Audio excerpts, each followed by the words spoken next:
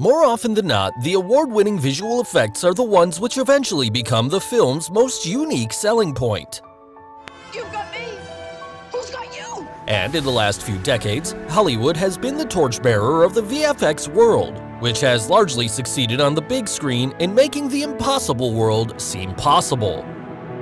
Hello everyone, and today we'll look at some of the best movie scenes and how they really look like before and after VFX. So, let's get started. At number 7, Shazam!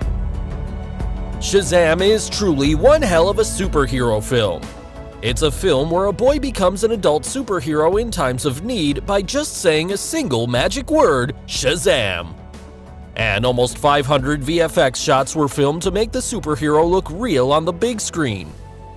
The best scene of the movie was when Shazam and Dr. Sivana, the antagonist, battled it out in a grand aerial shot. When you watch them flying in air, they're actually in a controlled environment surrounded with blue screen. And it was not just the blue environment involved.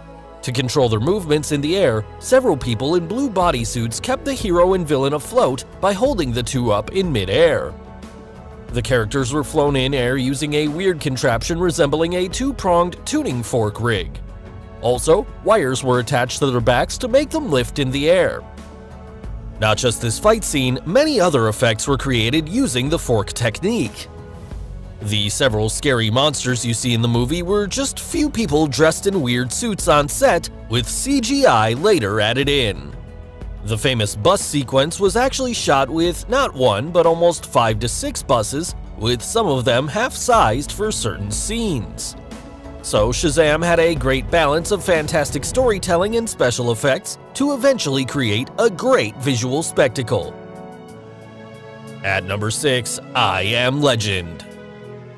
It is a post-apocalyptic film where Will Smith played the role of a virologist and was the last man standing and escaped a pandemic that turned the whole humanity into nightly, blood-sucking creatures. The film involved more than 800 visual effects shots. The challenge for the VFX team was to create the decaying New York City.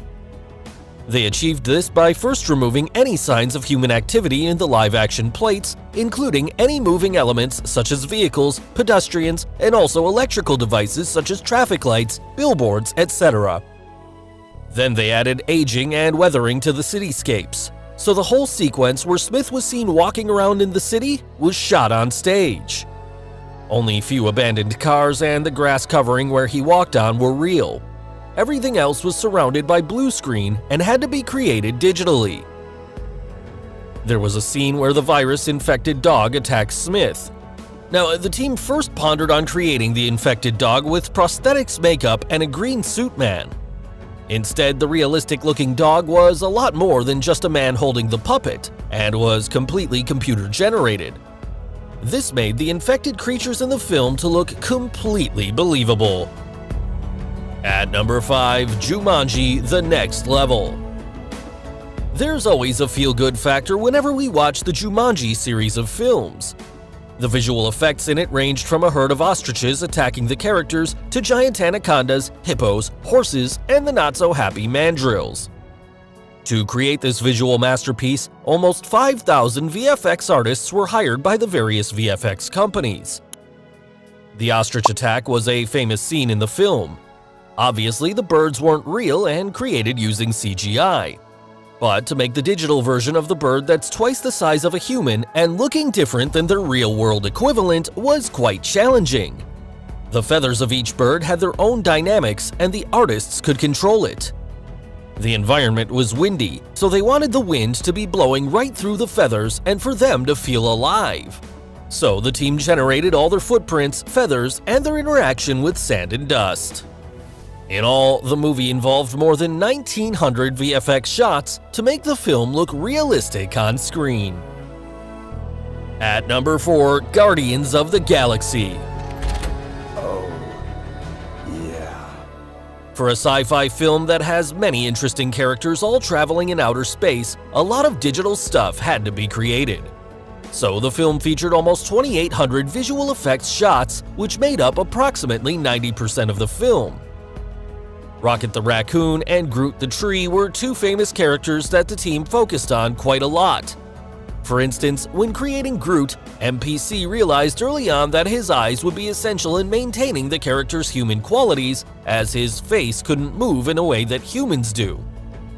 So the final approach made use of a mime on set who would wear a blue bodysuit. He would also wear a Groot helmet featuring a printed mask that matched the character's eventual eyeline. For Rocket, the on-set approach of using a small-statured actor was employed. Eventually, Sean Gunn, the director's brother, took on that job. He would walk the scene with a picture of Rocket on his bodysuit to help with eye lines. For instance, in this scene, Dave Bautista wore layers of intricate makeup to play Drax, while Sean wore a green suit to be Rocket, who was then digitally rendered.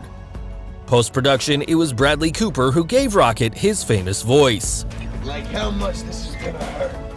At number 3, The Hobbit: The Desolation of Smaug. The Hobbit film series is quite famous for its dragon sequences. Benedict Cumberbatch played the role of the fiery dragon Smaug in the series.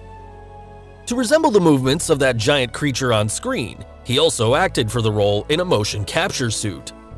So be it the voiceover or the stage acting, the actor really gets into the skin of his dragon character. In addition to his suit, he also wore a helmet that had a small camera attached to it to capture his facial movements using the tracking dots placed on his face. Here's how the dragon scenes eventually panned out after applying the visual effects. You can see him rolling and moving around on the carpet to perfect the movements of the scary dragon.